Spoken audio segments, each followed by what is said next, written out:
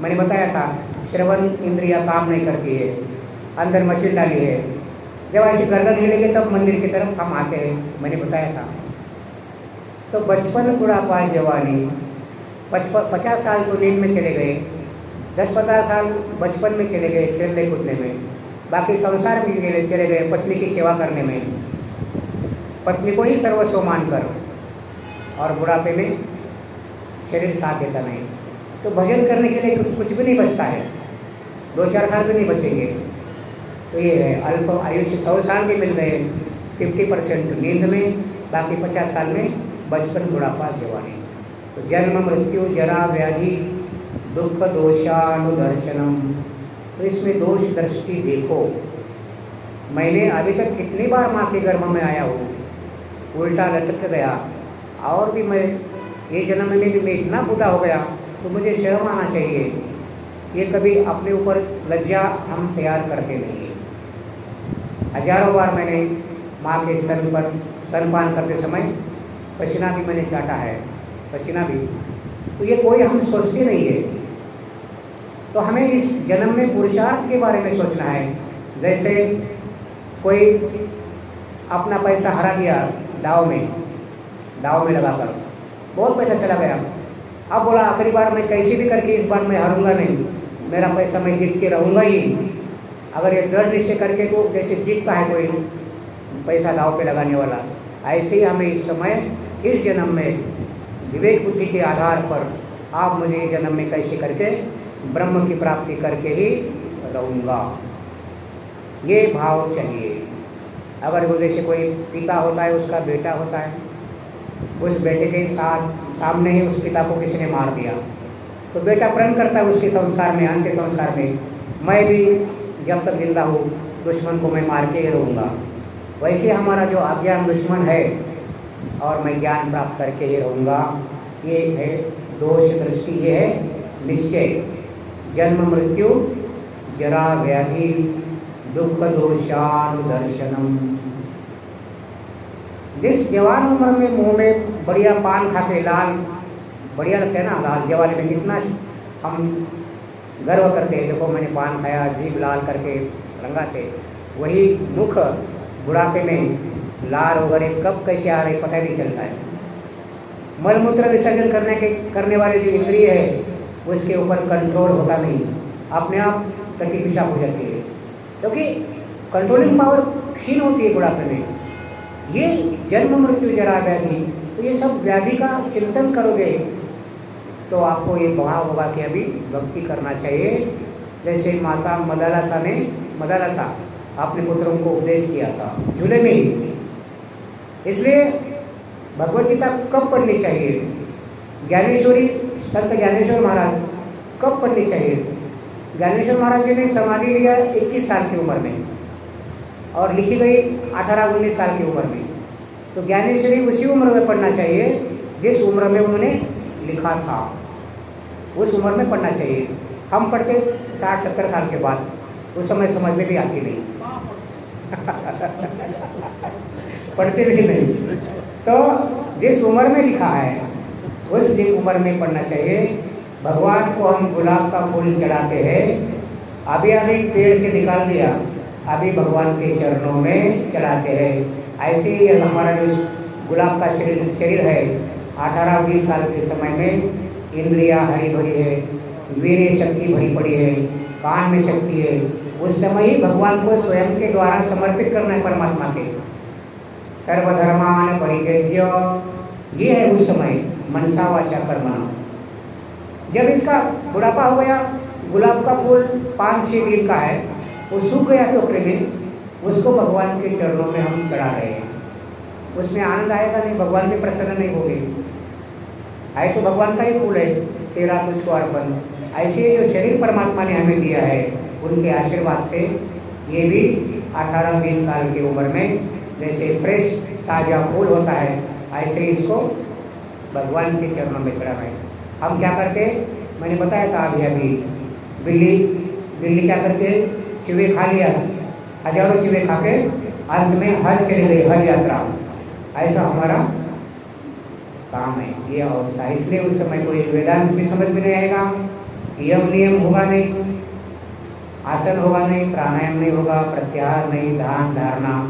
एक आसन पे हम बैठेंगे भी नहीं 1 घंटा, हजारों बार बदलते रहेंगे आसन।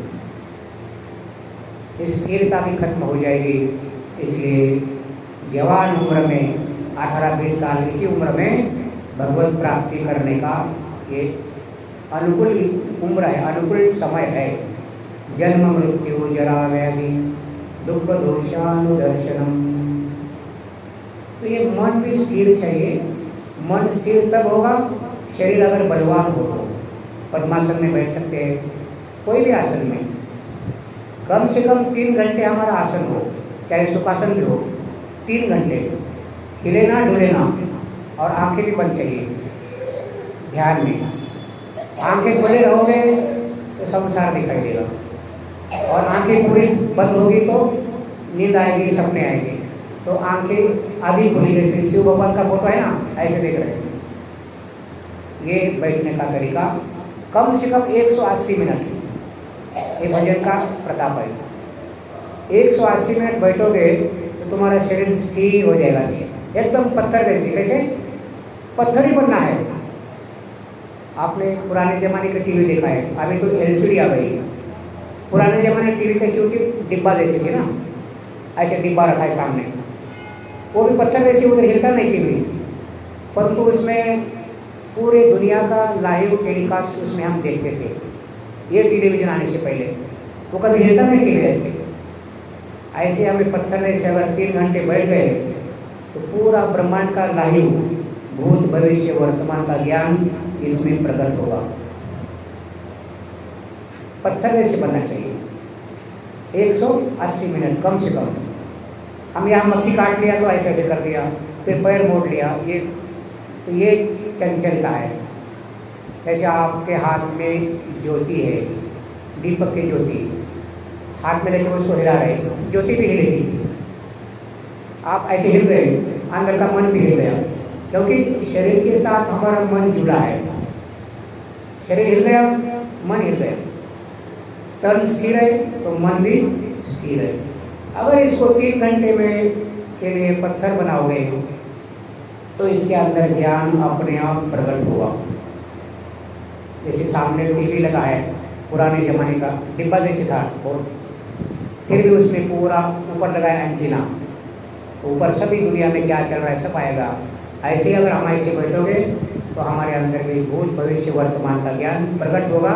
हालांकि 3 घंटे मिनिमम चाहिए। पत्थर जैसे ये लाइव टेलीकास्ट, हमारी जो चोटी है ना, चोटी वो एक एंटीना है, लाइव टेलीकास्ट। अपने आप हमारा आज्ञा चक्र बाहर का सभी ग्रहण करेगा। क्या करेगा? ग्रहण करेगा। पुराने ज़माने में ऋषि मुनि अपना संदेश भेजते थे दूसरे पहाड़ पे। उस समय कोई मोबाइल नहीं था, बस आपने आज्ञा चक्र के द्वारा अपना मैसेज उसको भेज दिया, चक्र के द्वारा। अगर आपका आज्ञा चक्र खुल गया तो भूत भविष्य का वर्तमान का ज्ञान है। संजय को दृष्टि प्रदान किया था व्यास महाराज ने। आप दिल्ली में बैठकर सब देखोगे, बोले दूरदृष्टि, परंतु आत्मज्ञान नहीं है, उसके आगे और ज्ञान आगे का रास्ता है। मैंने केवल बताया भूत भविष्य वर्तमान, ये तो रिद्धि सिद्धि है, उसके आगे जाना है हमें। उपनिषद, वेद, पुराण, इनके अंदर जो गुह्यतम ज्ञान है उसका बोध भी हमारे अंदर से प्रकट होगा। कैसे? ये अगर पत्थर जैसे शरीर को बनाओगे तो 3 घंटे तक। तो आज से शुरू करो, आज 1 मिनट, कल 1.5 मिनट, 2 मिनट, 1 साल के बाद हो जाएगा 180 मिनट। मोबाइल बंद, सब बंद, और आंखें पूरी खुली भी नहीं और पूरे बंद भी नहीं, आधी खुली। तो आप भी पुराने ज़माने के टीवी बन जाओगे। सामने व्यक्ति आ गया, बता देंगे ये इनके अंदर क्या है। आप सीधा आपके अंदर एक्सरे मशीन जैसे उनका दिल पढ़ोगे। दिल हम किताब पढ़ते हैं, उसका अंतःकरण, उसकी शक्ल देखकर आप पढ़ोगे। इसमें पुण्य का क्षय होता है, लेकिन हमें आत्मज्ञान की बात बताना है। परंतु मैं ध्यान का महत्व बता रहा हूँ। ये करने से अपने वेदों का जो गुह्य ज्ञान है, गीता का ज्ञान है, तुलसी रामचरितमानस है, उपनिषद है, 18 पुराण है, दर्शन है, सबके अंदर का भावार्थ, गूढ़ार्थ आपको समझ में आएगा। आपकी खुद की गीता बनेगी, खुद की रामायण बनेगी। इसलिए ध्यान। 12वें अध्याय का 12 नंबर का श्लोक है। गीता में, श्रेयो हि ज्ञानमभ्यासात् ज्ञानात् ध्यानं विशिष्यते, ध्यानात् कर्मफल त्यागात् शान्तिरनन्तरम्। अर्जुन, अभ्यास से ज्ञान श्रेष्ठ है, ज्ञान से ध्यान श्रेष्ठ है, ध्यान से निष्काम कर्म श्रेष्ठ है, और निष्काम कर्म से शांति, शांति मतलब मोक्ष हमारा स्वरूप श्रेष्ठ है। अभ्यास क्या है? हम व्रत करते हैं, जाप करते हैं, सत्संग सुनते हैं, ग्रंथ का अध्ययन करते हैं, यह अभ्यास है। अभ्यास की अगली परिपक्व अवस्था ज्ञान है। जैसे पशु हरा भरा घास खाने के बाद अपने जगह पे जब आएंगे तो जो खाया हुआ घास है उसको दोबारा मुंह में लेकर उसका चरवन करते हैं, उसको चबाते बार बार, फिर जाके उसका डाइजेशन होगा, उस घास का शरीर में खून बनेगा, दूध बनेगा, गोबर बनेगा। ऐसे हमने जो सत्संग सुना है, जो जाप कर रहे हैं, उसका अगला जो ज्ञान है, परिपक्व अवस्था अभ्यास की ज्ञान है। तो अभ्यास से ज्ञान श्रेष्ठ है। एक बार ज्ञान परिपक्व हो गया तो ज्ञान से आगे क्या है? ध्यान है। जिसका हमें ज्ञान प्राप्त हो गया निर्गुण ब्रह्म का, रंग नहीं, रूप नहीं, कूटस्थ क्या है, ब्रह्म क्या है, ईश्वर क्या है, जीव क्या है, जलाकाश क्या है, घटाकाश क्या है, मेघाकाश क्या है, महाकाश क्या है, एक बार इसका ज्ञान परिपक्व हो गया तो उसका ध्यान करने में कोई दिक्कत नहीं है। हमें सूरत रेलवे स्टेशन जाना है, हमें रास्ते का ज्ञान ही नहीं कैसे जाना है, तो उसका ध्यान भी नहीं आएगा। तो जिसका ध्यान करना है उसका पहले ज्ञान होना चाहिए। इसलिए अभ्यास से ज्ञान श्रेष्ठ, ज्ञान से ध्यान श्रेष्ठ। तो ध्यान तीसरी सीढ़ी है। ध्यान, ध्यान क्या है? तीसरी सीढ़ी है। तीसरी सीढ़ी, पहला अभ्यास, दूसरी स्टेज ज्ञान, तीसरी स्टेज क्या है? ध्यान। और ध्यान के आगे निष्काम कर्मयोग।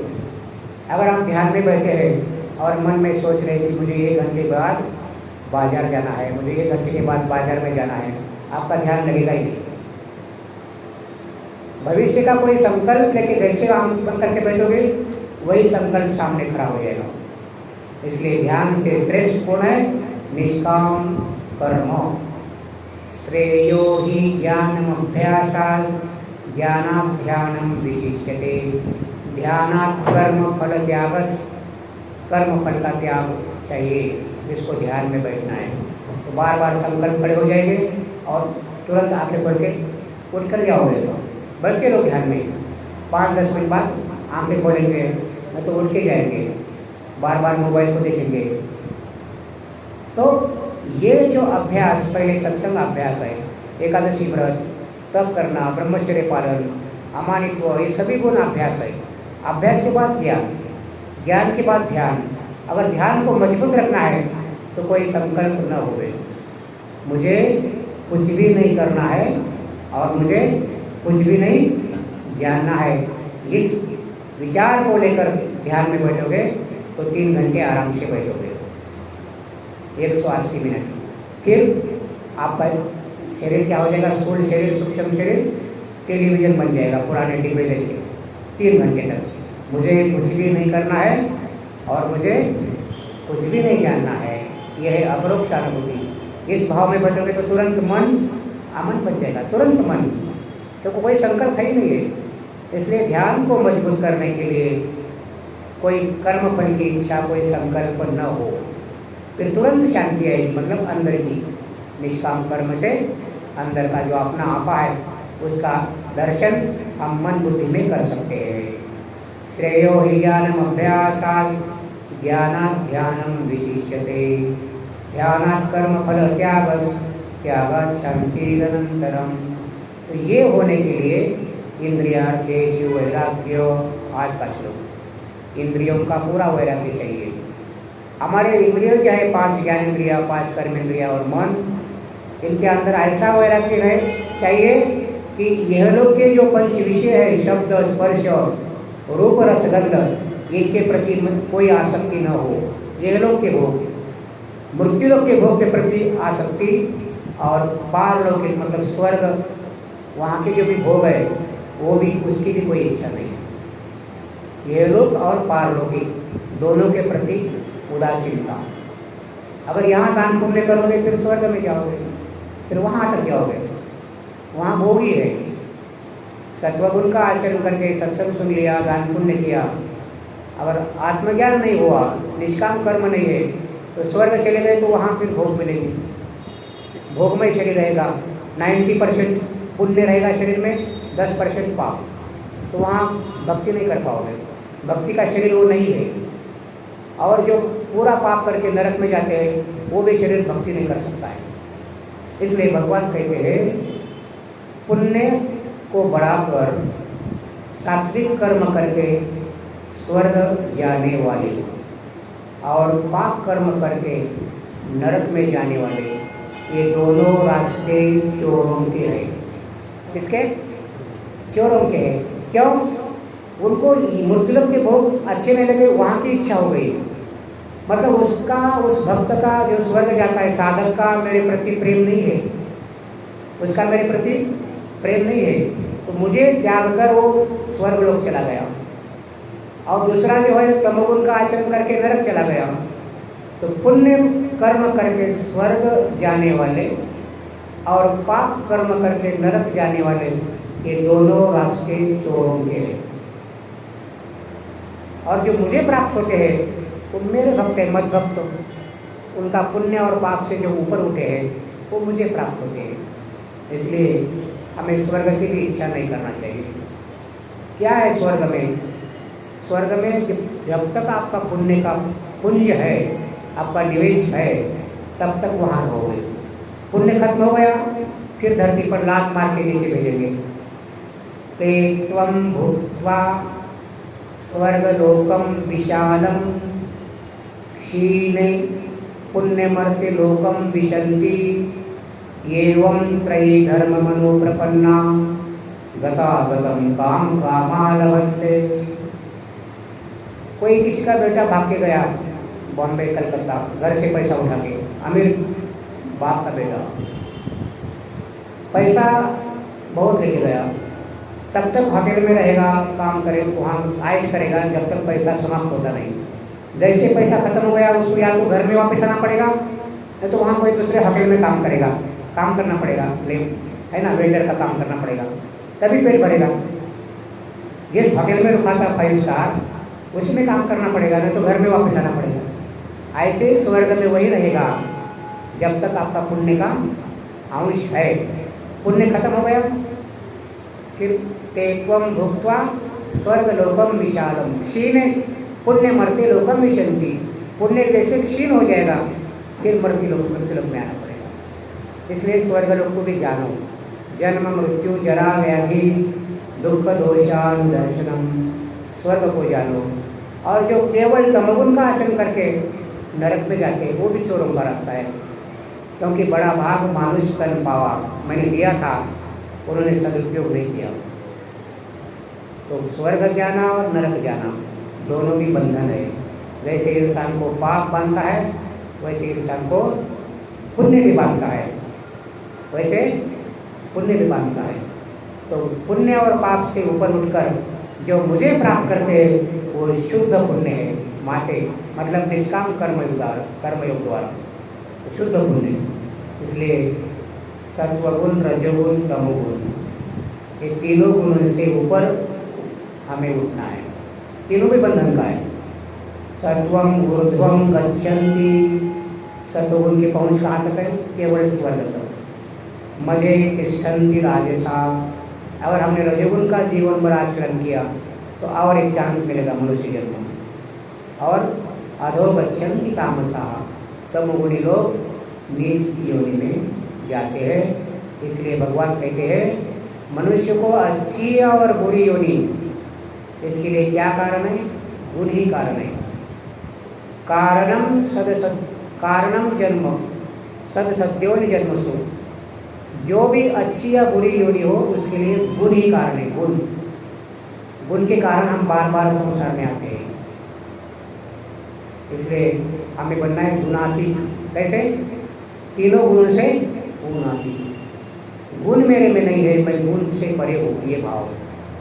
जो भी व्यवहार हो रहा है, कर्तापन भोक्तापन है, गुणों में है। गुणा गुणेषु वर्तन्तो, इसलिए आज का श्लोक है इंद्रियार्थेषु वैराग्यो, इंद्रियों के प्रति वैराग्य। संसार के भोग हमें वमन जैसे, उल्टी जैसे लगना चाहिए, हमें मीठे नहीं लगना चाहिए।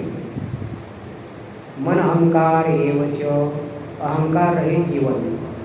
मैंने अहंकार के बारे में बताया था 3 दृष्टांत, है ना। अहंकार कैसे, निरहंकार कैसे होना है।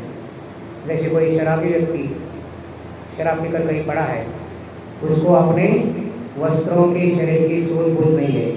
ऐसे हमें शराबी जैसे, परंतु शराब पीकर नहीं है, आत्मज्ञान प्राप्त करके हमें भी देह दृष्टि से ऊपर उठना है।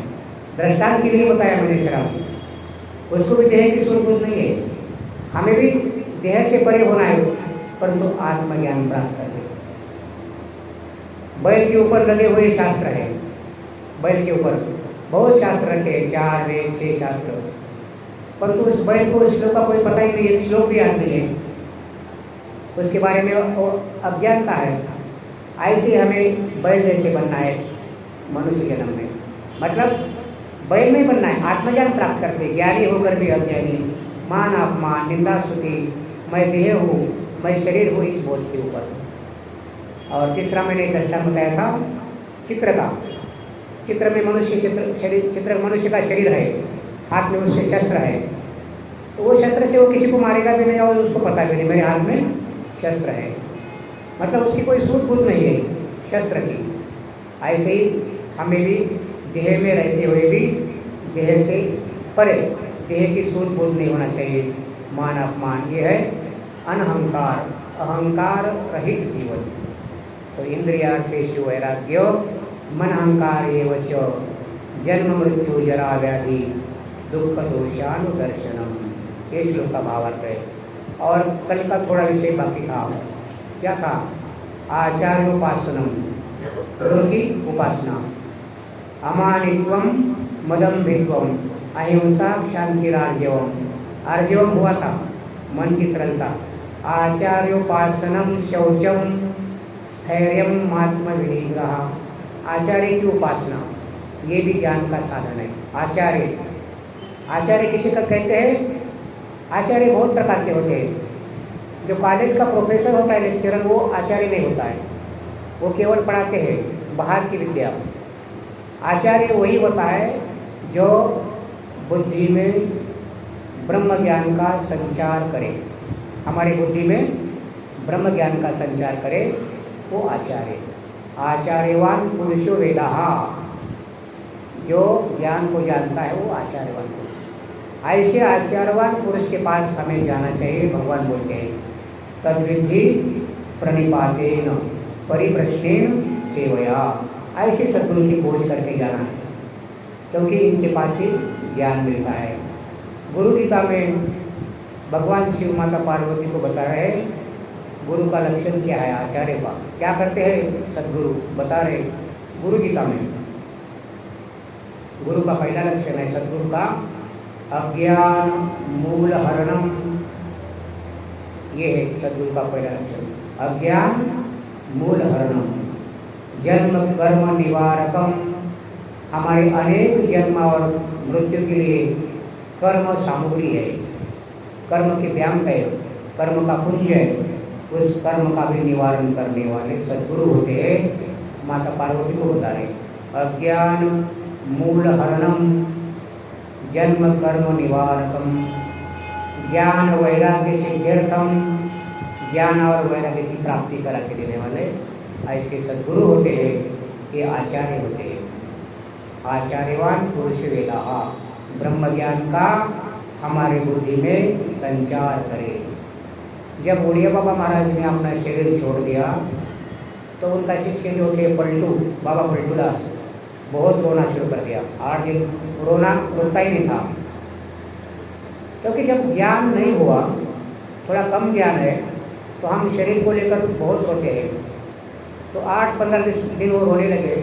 एक दिन उनके सपने में आ गए उड़िया बाबा, बोले अरे पलटू तू मूर्ख रहा, मैंने बार बार तेरे को बताया था जब मेरा शरीर था, मैं शरीर नहीं हूँ, मैं ब्रह्म हूँ, आप भी शरीर नहीं हो, आप भी ब्रह्म हो, फिर भी आप रो रहे। जब ये सपने में उपदेश दिया फिर पलटू बाबा ने छोड़ दिया रोना। तो आचार्य ये होता है, सद्गुरु क्या है, ज्ञान का उपदेश करे, आचार्यवान पुरुष वेदा, सद्गुरु। इसलिए गुरु बिन भवन दर नहीं कोई, चाहे शंकर विरंची समूही। शिव ब्रह्म विष्णु महेश भी धरती पे आ गए अवतार रखी, तो उनको भी गुरु के घर जाना पड़ा। तो ये सद्गुरु, और ये सद्गुरु की प्राप्ति हमें भगवान ही, ईश्वर ही करा के देते हैं उपलब्ध। ईश कृपा बिन गुरु नहीं। और हमारा अगर पिछला पुण्य है, सत्कर्म है, भक्ति है, तो हमें भगवान सद्गुरु की प्राप्ति करके देते हैं।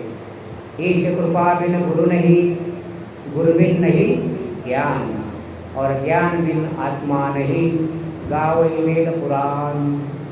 ज्ञान के बिना आत्मा की प्राप्ति नहीं, तत्व ज्ञान से ही आत्म प्राप्ति है। इसलिए आचार्य की उपासना, तो जिसके जीवन में ये आचार्य की उपासना आए वो बहुत सौभाग्यशाली जीवन है। उपासना, उप मतलब जब निकट, गुरु के पास बैठना है आचार्य पास, मतलब ऐसे नहीं कि वहाँ चेयर में बैठे, वहाँ बैठ गए चौकड़ी मार के हम भी, ये नहीं। उप मतलब निकट, कैसे, ऐसे नहीं। उपासना का अर्थ है गुरु की स्थिति क्या है, उनका स्टेटस क्या है, उनकी चौकी कहाँ लगी है, वो ब्रह्म में बैठे हैं क्या शरीर में बैठे हैं। गुरु तो ब्रह्म में बैठते हैं, क्योंकि सद्गुरु के 3 लक्षण है, सद्गुरु ब्रह्मनिष्ठ, सद्गुरु दयालु, और सद्गुरु श्रोत्रिय विचार सागर। 3 लक्षण है सद्गुरु के। ब्रह्मनिष्ठ भी है, ब्रह्माकार वृत्ति हमेशा उनकी बनती है, दयालु भी है, किसके लिए, शिष्यों के कल्याण के लिए, और श्रोत्रिय है मतलब सब ज्ञान है, 4 वेद 6 शास्त्र, कोई संशय के लिए जगह नहीं है। तो ऐसे सद्गुरु जिनकी चौकी का, वो कहाँ बैठे हैं, आत्मा में बैठे हैं, हम भी वहाँ बैठना है। ऐसे नहीं उनका पैर पकड़ के उनके साथ ही भाग रहे, उनके साथ रह रहे, हम गुरु के साथ रहते हैं। तो शरीर के साथ रहने से आचार्य के समीप नहीं है।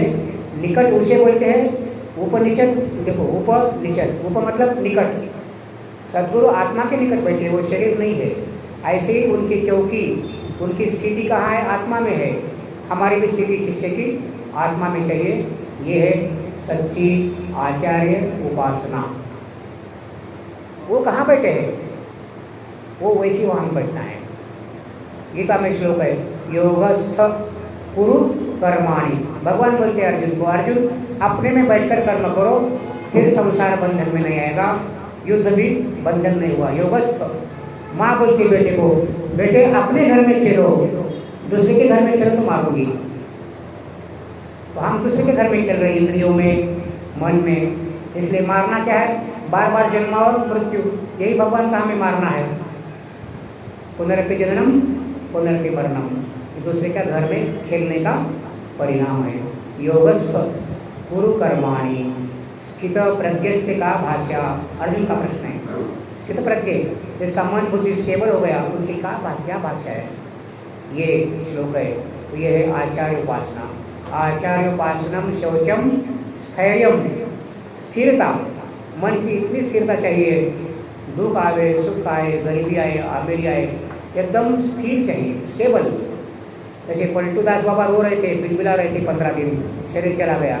अगर हम भी रो रहे हैं घर में, परिवार के संबंधी, तो ये स्थिरता नहीं रहेगी। इतना स्थिर था, स्थिर। जैसे सामने से हाथी जा रहा है, उसको गुलाब के फूल से लोग मार रहे हैं, जोर जोर से गुलाब के फूलों से, वो टस से मस नहीं होगा। हाथी अपने अपने मस्ती में जा रहा है, बहुत से लोग उसको क्या कर रहे हैं, गुलाब के फूलों से मार रहे हैं, पत्थर से नहीं, गुलाब के फूलों से। तो क्या होगा, उसका कोई परिणाम होगा। ऐसे हमारे जीवन में मान अपमान, निंदा स्तुति, जन्म मृत्यु, टस से मस नहीं होना है, हाथी जैसे। ये है स्थिरता। आचार्य उपासनम स्थैर्यम। अगला है शौचम, शुचिता, अंदर की और बाहर की पवित्रता। बाहर की पवित्रता मट्टी से, जल से, साबुन से होती है। अंदर की पवित्रता अंतःकरण शुद्ध करने से होती है। दया, क्षमा, अमानित्व, ये अंदर की, ये है शुचित्व। बाहर की शुद्धि और अंदर की शुद्धि।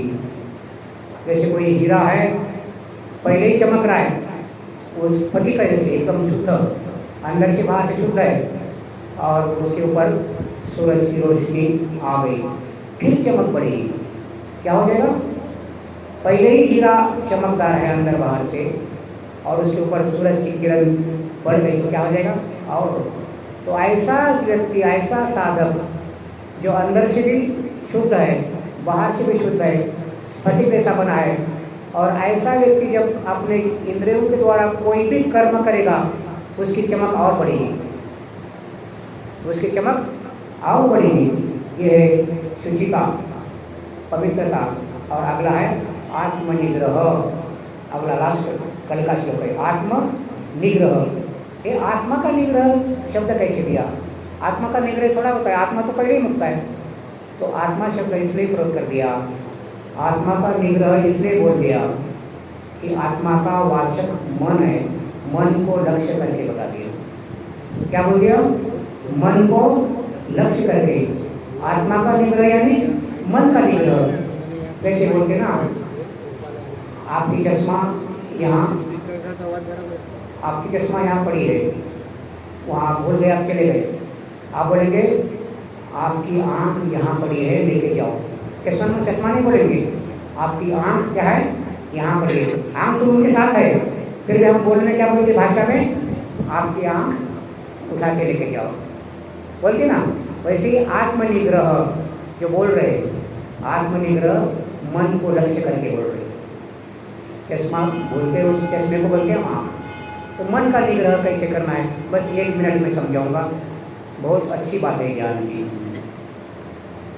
मन का निग्रह कैसे करना है? शब्द है आत्मनिग्रह, मैंने समझाया, मन को संकेत किया है। मन में हमारे पूर्णा होती है, पूर्णा यानी विचार, कोई भी पूर्णा आती है सुबह से लेकर शाम में। जैसे पानी में तरंगे आते वैसे मन में पूर्णा आती है, हजारों को विचार आते हैं, परंतु जिस पूर्णा के साथ हमारा मन चिपक गया वो संकल्प बनता है। क्या बनता है? संकल्प। सुबह से लेकर बहुत विचार आएंगे, सबके साथ हम चिपकते नहीं है, विचार आ गया चला गया। जो विचार, जिस विचार के साथ हम चिपके नहीं है, आकर चला गया, वो कैसा विचार है? बांझ है। वो विचार कैसा है? बांझ विचार। जैसे होते ना बांझ आवत, वैसे ही बांझ हुआ विचार, उसके साथ हमारा तादात्म्य हुआ नहीं, वो आ भी गया चला भी गया, हमने उसको इग्नोर कर दिया। तो सुबह से लेकर शाम तक बहुत पूर्णा आती है, हजारों विचार आते हैं। जिस पूर्णा के साथ हमारा तादात्म्य पकड़ हो गई वो संकल्प बन गया। क्या बन गया? संकल्प। मेरा सिद्धांत क्या है? मन का निग्रह कैसे करना है, इसको भी ध्यान में रखना है। अब मैं दृष्टांत दे रहा हूँ, कथा बता रहा हूँ, सिद्धांत को भी ध्यान देना है और साथ साथ दृष्टांत का भी ध्यान करना है। दृष्टांत और सिद्धांत दोनों भाई भाई है। कौन है? भाई भाई है। सिद्धांत बड़ा भाई है, दृष्टांत छोटा भाई है। बड़े भाई को मिलना है तो पहले छोटे भाई को मिलना पड़ता है ना। तो हम क्या करते हैं, केवल कोई बाबा जी हमें कथा बताया दृष्टांत, उसी में खुश होते, अरे बाबा सिद्धांत क्या था, उसके प्रति हमारा ध्यान नहीं। आत्मा का निग्रह अथवा मन का निग्रह ये सिद्धांत है। तो मन का निग्रह कैसे करें? मन में पूर्णा होती है सुबह से शाम तक, जिस पूर्णा के साथ तादात्म्य हो गया वो संकल्प बन गया, और हर संसार का संकल्प राग और द्वेष के साथ बनता है। हर संकल्प जो बनता है उसका आधार है राग और द्वेष। उसको मैं मार के ही रहूँगा, द्वेष, मैं उसको मदद करके ही रहूँगा, सेवा उसकी करूँगा, राग। तो हर संसार का संकल्प राग द्वेष के बिना बनता नहीं है। हमारा सिद्धांत है मन का निग्रह कैसे करना, और आपको याद दिला रहा हूँ क्योंकि उसको भी ध्यान में रखना है। दृष्टांत में केवल बुद्धि नहीं लगाना है, वहाँ भी ध्यान, लक्ष्य की तरफ। सिद्धांत क्या है? तो राग द्वेष संकल्प होते हैं। आप क्या करना है? संकल्प एक तरफ पूर्णा है, तो पूर्णा को अगर नहीं उठे हमारे अंदर, तो मैंने बताया था गरम तवा। क्या बताया था? गरम तवा, पानी बीच में दे मारो, पूर्णा उठेगी नहीं, फिर से संकल्प बनने का प्रयत्न कोई विषय ही नहीं है। अगर संकल्प बन भी गया, संकल्प बन भी गया किसी व्यक्ति के बारे में, किसी देश काल वस्तु स्थान, तो हमें क्या करना है? उनके प्रति वैराग्य करना है। क्या करना है? वैराग्य। यही प्रश्न भगवान ने बताया था अर्जुन को, अभ्यास और वैराग्य से क्या हो जाएगा, मन कब्जे में आएगा। ये है पूर्णा और संकल्प। पूर्णा बने ही न तो मन को हमेशा होश में रखो, जैसे गर्म तवा होता है। और संकल्प अगर तैयार हो गया तो संकल्प में राग द्वेष तैयार हो गए तो संकल्प के प्रति विरक्ति, वैराग्य, उदासीनता, तब ये मन का निग्रह होगा, हो जाएगा। सर्व संकल्प सन्यासी योगारूढ़ तदुच्यते। ये कल का श्लोक का निरूपण और आज का श्लोक है, क्या है, इंद्रियार्थेषु वैराग्यो मन अहंकारियोच जन्म मृत्यु जरा व्याधि दुख दोषानुदर्शनम। ये आज के श्लोक का भावार्थ। आज का चिंतन प्रभु रामचंद्र जी, सीता माता, हनुमान जी, भरत जी, सभी राम पंचायतन सबके चरणों में मैं समर्पित करता हूँ। और मेरे सामने बैठे हुए मेरे बांधव, सबके अंदर जो बैठा हुआ क्षेत्रज्ञ, उनको भी मैं समर्पित करता हूँ, नमन करता हूँ और मेरी वाणी को विराम देता हूँ। ओम पूर्णमदः पूर्णम् इदं पूर्णात् पूर्णमुदच्यते पूर्णस्य पूर्णम् आदाय पूर्णमेव अवशिष्यते। ओम शांति शांति शांति। श्री सद्गुरु चरणारविंद